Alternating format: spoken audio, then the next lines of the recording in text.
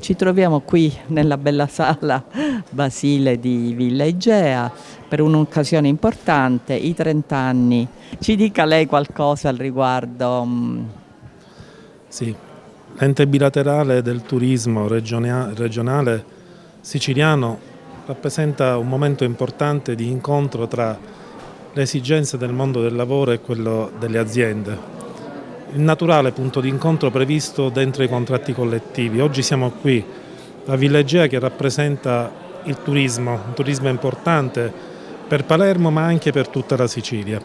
Crediamo che il dialogo, il confronto tra le imprese e le parti sociali sia un punto di convergenza necessario per affrontare il futuro della nostra realtà turistica in tutta la Sicilia, perché è un turismo che sta cambiando molto velocemente.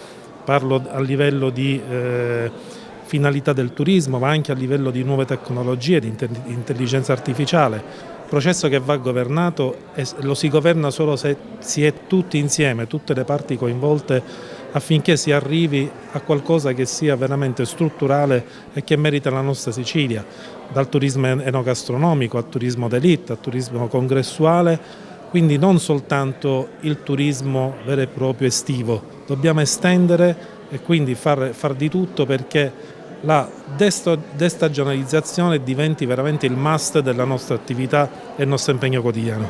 E secondo lei che cosa occorre soprattutto per potenziare questi settori del turismo?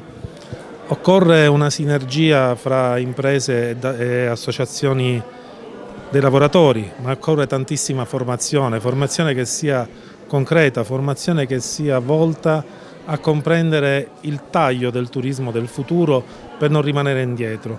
Serve a far acquisire nuove competenze ai dipendenti, ai lavoratori, perché è il modo migliore per fargli acquisire certezza, piacere del lavoro, ma anche facile ricollocazione. Su questo crediamo fortemente, su questo dobbiamo puntare anche noi come ente bilaterale. Insomma, volete dare maggiore forza ai lavoratori e mi sembra condivisibile e comunque è chiaro che questo poi ha un risvolto positivo anche per le aziende.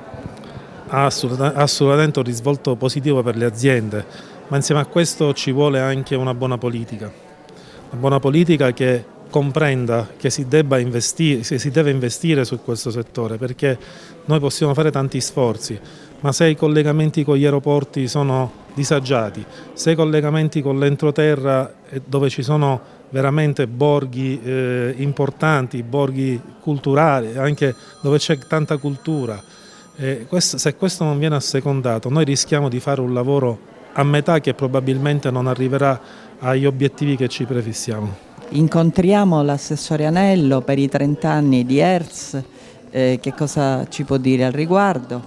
Ma questo ente bilaterale che è cerniera tra il comparto imprenditoriale e le associazioni di categoria sindacali è di fondamentale importanza e oggi si festeggia il 30° anniversario a dimostrazione del fatto che è un ente che funziona, è un ente che anno dopo anno porta avanti attività e quindi siamo davvero contenti di poter partecipare a questo evento e a questo anniversario.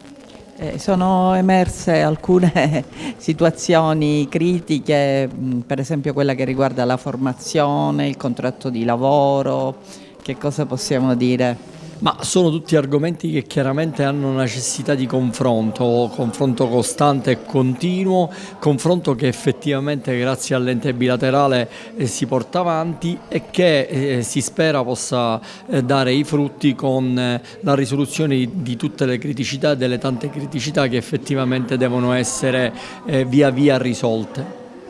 Anche gli istituti professionali alberghieri forse meriterebbero maggiore attenzione. Sì, per questo noi stiamo facendo un'attività con gli istituti alberghieri, abbiamo avuto la possibilità di avere un'interlocuzione molto proficua, io questo lo preciso come amministrazione comunale, con il preside dell'alberghiero che peraltro è il presidente degli Istituti Nazionali Alberghieri d'Italia, che è Vito Pecoraro. Con lui stiamo portando avanti in perfetta sinergia con l'amministrazione comunale un processo di formazione anche per gli studenti che si quindi si diplomano ed escono dagli istituti per avviarli al lavoro, e questo è fondamentale. E oltre che avviarli al lavoro si spera anche che rimangano in Sicilia. Ma diventa ormai una costante, devo dire, soprattutto per le attività legate al turismo e alla ricettività alberghiera.